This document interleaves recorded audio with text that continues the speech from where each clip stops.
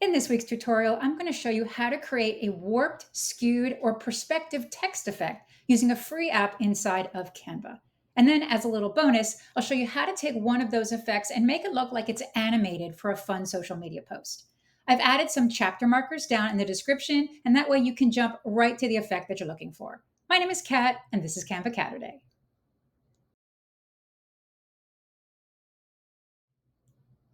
Here are just a few examples of what you can do with this fun app inside of Canva.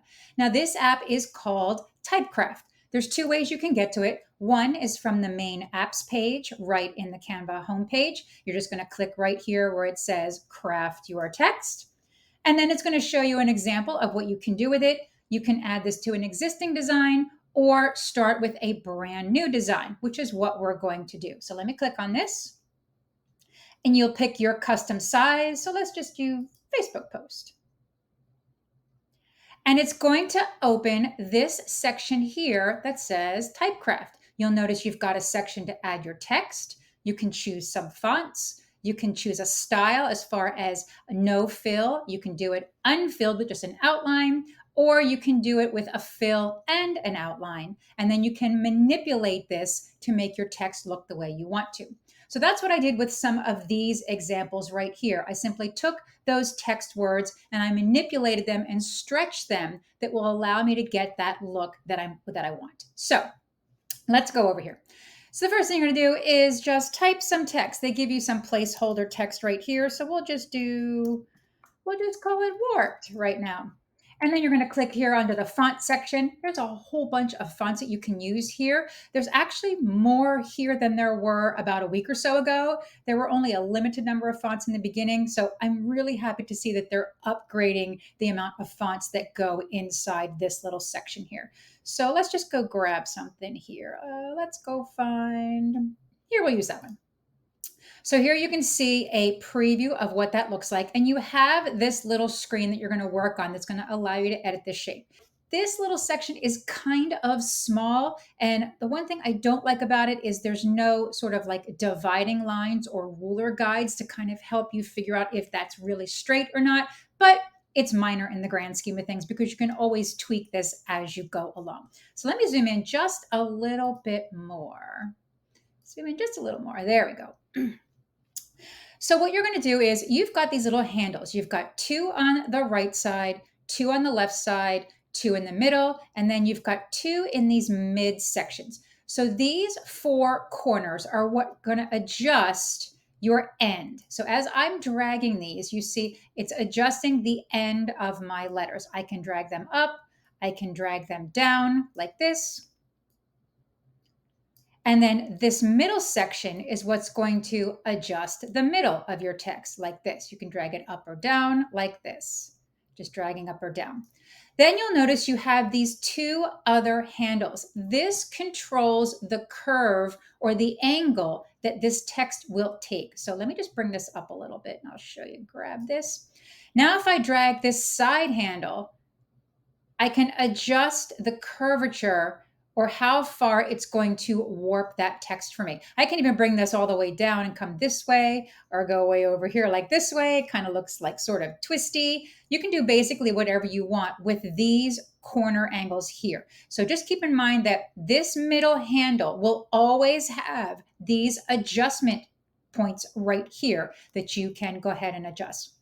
Now, if you drag it all the way out, it's going to make it curve more. If you drag it in, it's going to make it curve less so it looks like a straight line. So if I want to make this sort of like look like a peak, I'm going to drag this handle all the way to the middle like that, and then this one like that.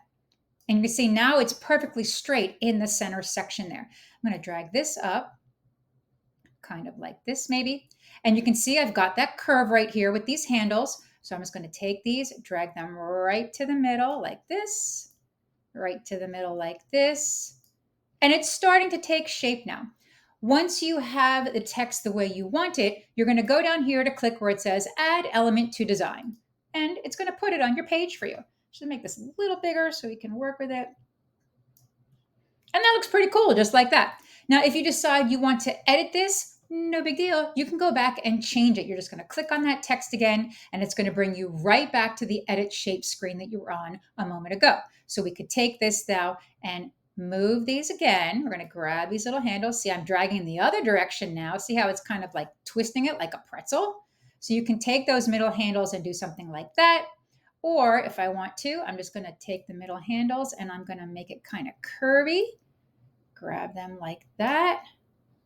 And this is giving me sort of like that wraparound effect. Grab that like that. And then I think I'm going to bring this down just a little bit. And this one down just a little bit here. You'll have to eyeball it to see if your ends are even with each other. Because there's no guide rulers, you just kind of have to do it by sight. I've found that it does work best if you zoom in a little bit, if you're on desktop. This also is available on mobile. So if you're used to working on a mobile device, you can do that as well. And then again, we've changed this. Now, every time you make adjustments with this, you'll have to click Update Element. Otherwise, it won't update. So you can see this was my old version. I'm going to click Update Element. And now it has my new version. If you don't like any of it, you can click where it says Reset Shape and start completely over. So then you can also go up here with Unfilled. So right now I have just a black filled shape. I can change the color. I go here, the color options right here, and grab like a fun color here. Here we go. You can see I'm getting a little preview of the color right here. Again, every time you make a change, you have to click Update Element, and it will make that update for you. So that's a solid color. If I click on Unfilled, it will just keep that same color and make it unfilled with just a line. You can adjust the border width if you want to by dragging this. See, I can make it kind of super big like that, or right about there looks good.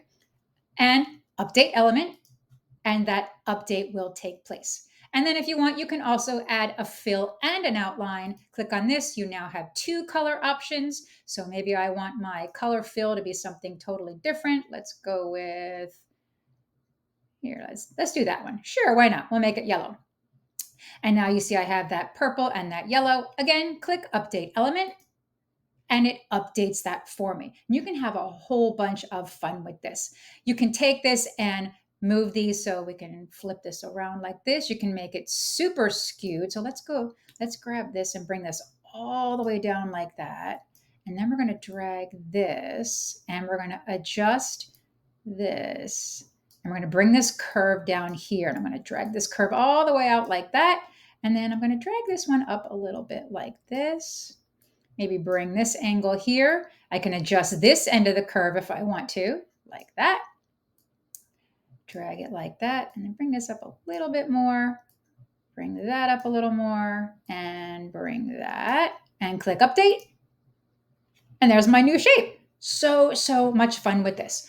So over here, I have a couple that I've done. So how I got this text effect is I simply created that first word and I just duplicated it and then just changed the angle. One thing I will note when it comes to this, you only have the option to add one line of text. Now I can change this word. Let me add more text to this. And you can see right here in my preview, it's added that extra word right there. So you can't put a line break with this. So if you want to have multiple different text effects, you'll just simply have to duplicate that effect. And that's what I did right here. I have my first text box right here. If I click on Edit, you can see it's going to show my first text box there. And then if I click on the second one, it will show the second one. So the more text boxes you have, you'll just have to each additionally change that text effect. So for this one, all I did was bring the bottom handles up in the center and then adjusted my curve. And then to mimic that curve, I took this second one and I just reversed it. I just drew those handles up a little bit more so that that curved line matched. And you'll have to play with it a little bit. For this one, I did something similar. There are 3 separate text boxes here. So you've got my upper curve text. You've got that middle text. It has sort of like that fish eye look. And then you have the bottom text that matches that curve. And again, all I did was drag these handles. Remember, the ends and the middle are what control your shape. And then these handles here that are attached to that middle point are what control your curve or the angle of your lines. And then you can also do what's called perspective text, which is basically just text that makes it look like it's going in perspective. It's going down that perspective angle. You can see right here, I added this little helper box. Let me show you how I found that. I'm going to go to Elements, and I just typed perspective in graphics, and you can see I've got some graphic options right here. I've got just some guidelines. I add that to my page. Let's just bring this up a little bit. And we're going to send this to the back. Send to back, and I don't need it this dark. Let's just make it a light color. There we go. You just want to use this as your guidelines. So let me show you how I got to this and how I made it look like it's skewed this way. I'm going to duplicate this, and I'm going to take my text and I'm going to reset it back to its original form. Remember, you can always reset that text. So I'm going to click Reset Shape. And then, as always, you always have to click Update Element for that to apply. I'm going to apply. And now I'm back to the way I was before. It's just plain text, just like it normally was. Now what you'll do is you'll simply follow the guidelines. I've got my one angle line here and my other angle line here, and that's what I want to try to mimic. So to do that, I'm going to take the bottom of my text and kind of drag it out. I want to keep that sort of in line with these other dots, because if I go above or below, it's going to curve it, and we don't want that for this perspective look. So let's just grab it that way, and we'll grab this one this way. And again, you just got to kind of eyeball it in the beginning to get it where you want it to be.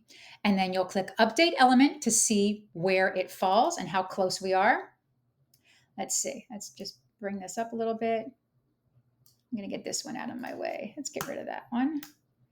I'm close, but you can see I'm a little off right here on this side and a little off on this side. It doesn't fully line up. So now I know I have to just adjust those top portions and bring them in just a little bit more. So I'm going to take this end point here, bring that in just a little bit. And then this one is actually pretty close. I'm just going to bring it ever so slightly in, tiny little bit right there. And then we're going to see how that does. That is pretty darn close. I've got a tiny little spot right there. This one, let's see, let's bring this up a little bit. Yep, it's got to come in just a little bit more, just a little bit more.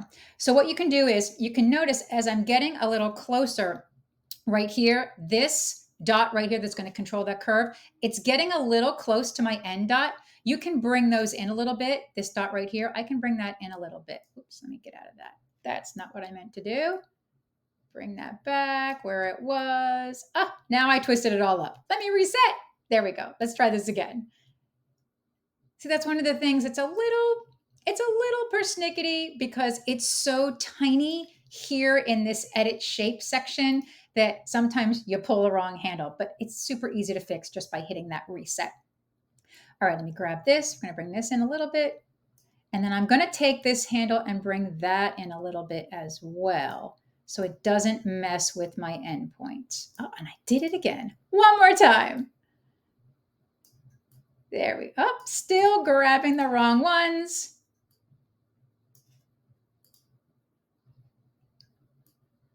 There we go. Now we got it. See, I mess up too. All right, grab all this, grab all that, update.